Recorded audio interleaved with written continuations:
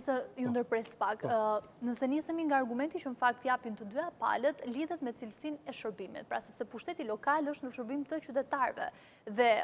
patjetër që me kalimin e viteve ka zhvendosje të popullsisë, ka ndryshime demografike apo dhe të faktorëve të ndryshëm. Ju si e gjykoni? Çfarë nuk shkon në vendin tonë nëse flasim për një cilësi jo të lartë të shërbimeve të pushtetit lokal me qytetarët, ku çalon dhe si rregullohet, nëse jo drejt për drejt me numra, me më pak apo me më shumë? Si mund të bëhet? Pyetja është shumë e drejtë. Dhe unë jam munduar që ta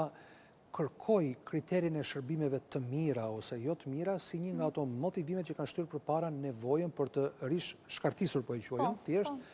hartën administrative territoriale të Shqipërisë. Kjo nuk gjendet në dokumentat mbi të cilat po punon Komisioni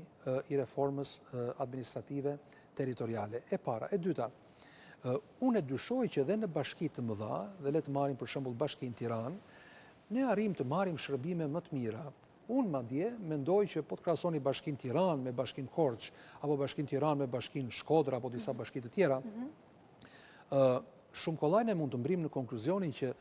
në bashkinë më të madhe të vendit, ne marrim shërbime shumë më të këqija krahasuar me disa bashki që mund të jenë të rangut të mesëm apo dhe disa bashki të vogla. Për shembull, bashkia Patos në kohën e Raimonda Daupi Balilit ka qenë një bashki shembull dhe e preferuar për të implementuar atje programe të avancuara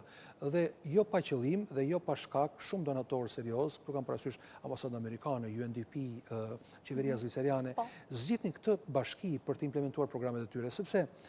kishte një staf i cili preokupoheshe për të qenë në kontakt me qytetarët, nuk është një filozofi e madhe të menaxhosh një bashki, përveç faktit që duhet njohësh rregullat dhe ligjet, duhet të jesh dashamirës ndaj komunitetit që të ka zgjedhur. Ne në Tiranë nuk dimë si quhet kryetari bashkë, e kemi në Burg në fakt kryetarin që dimë si quhet, po nuk dimë si quhet kryetari që zvendësoi ad hoc, apo nënkryetar të tjerë, apo drejtor, pra një anonimat i ngritur në një sistem institucional i cili është i frikshëm për nga përmasa e distancës që prodhon me komunitetin, me qytetin, me atë që në fakt është një aspirat e banorëve. Pra thënë të gjitha